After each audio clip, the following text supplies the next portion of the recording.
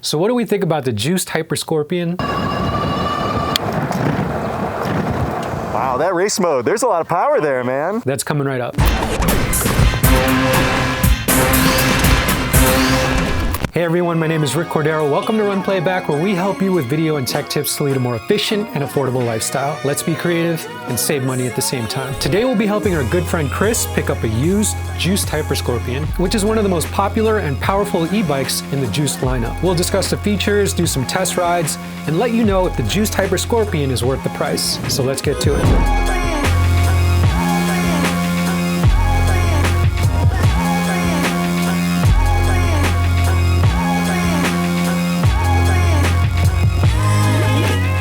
So today we're going to be riding about 30 minutes away from Ann Arbor to Romulus, Michigan. There was a seller on Facebook Marketplace who had a used Juiced HyperScorpion. This is finally going to be the moment where I get my own e-bike. It already comes with a lot of cool upgrades, so I feel like I'm going to be ahead, but there's still a solid base upon which I can add my own customizations. And if we have a deal, come on back with my own personal ride.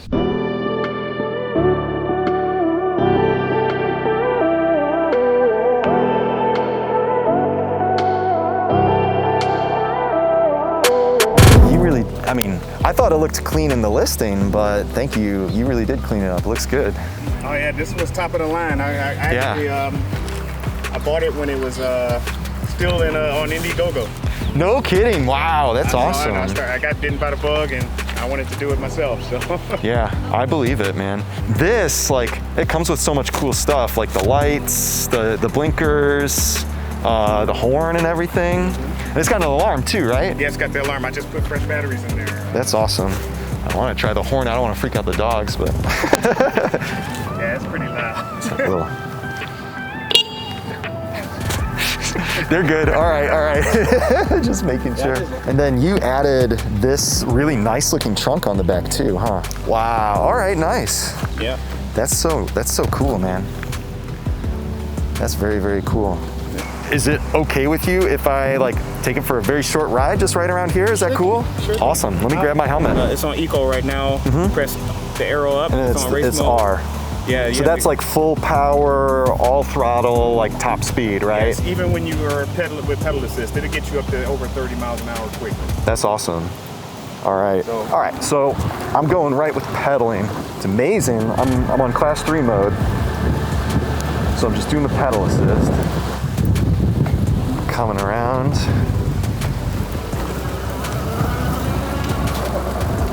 Now we got the twist throttle. Now we're going over a little uneven terrain here, and I can already tell that the dual suspension is keeping things really smooth. Really, really nice and smooth. I'm gonna kick it up to race mode. All right.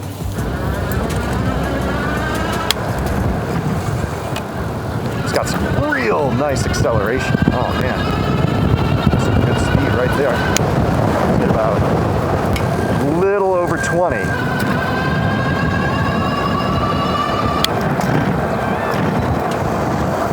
Wow, that race mode, there's a lot of power there, man. What I really liked a lot, because I went down this way and I looped around and I came into the gravel parking lot. The dual suspension, so smooth. So it's just like a car. Press the button there to lock it. And the wind is, there's a warning buzz. And then that's the second warning. And then it goes off. Yeah. Nice. Cool, I love it. Well, I am super duper grateful that you brought it out here and that you took such good care of it. Like, it sounds like you would rather not sell it, but I think I can assure you it's gonna go to an owner who will like take good care of how nice this bike is, for sure. So before we get into our first ride, let's go over the specs. The Juiced HyperScorpion is a 1,000 watt e-bike with a top speed of 30 plus miles per hour. The bike is powered by a removable 52 volt, 19.2 amp hour lithium battery. The frame is a step through, which makes it accessible to a wide variety of riders since it's easy to get on and off. As far as components go, the Juiced HyperScorpion has a Shimano 8-speed transmission system, integrated headlight, front indicators, taillight, and rear indicators. It also includes a rear rack, fenders on both wheels, dual suspension, hydraulic brakes, and an advanced LED display with multiple riding modes. So now that Chris has a HyperScorpion, let's take it out on the streets and hear what he has to say about it. When I first was interested in this bike, I figured that all I was going to want to do was throttle around town. Because let's face it, that's incredibly fun. But I was really, really surprised and happy to find out that I like the pedal assist modes a lot. There's 3 different pedal assist kind of power levels.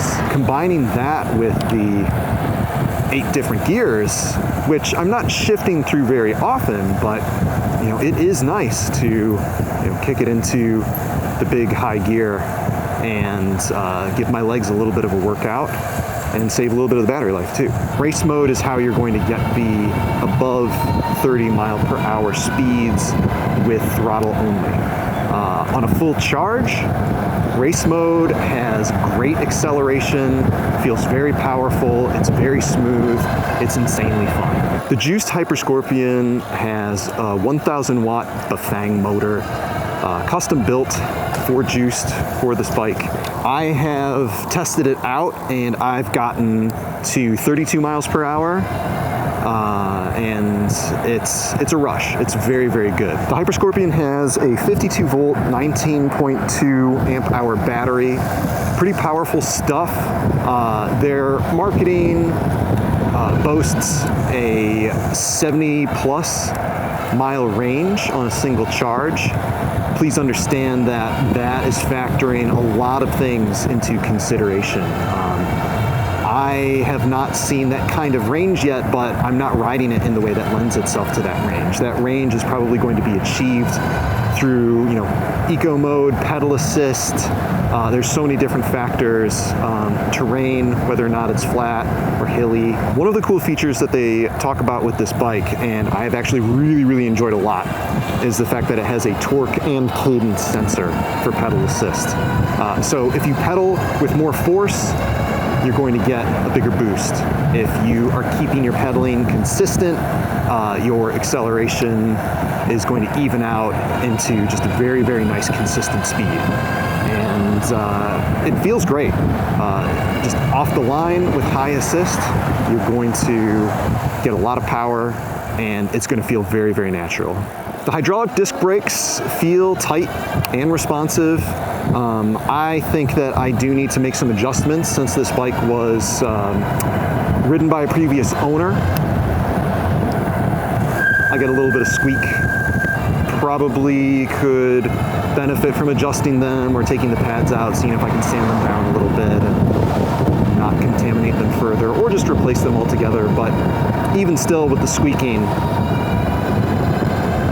when I reach speed and need to stop, they feel responsive. Another thing I love about this bike is how comfortable it is to ride. I was lucky. I'm not the tallest guy.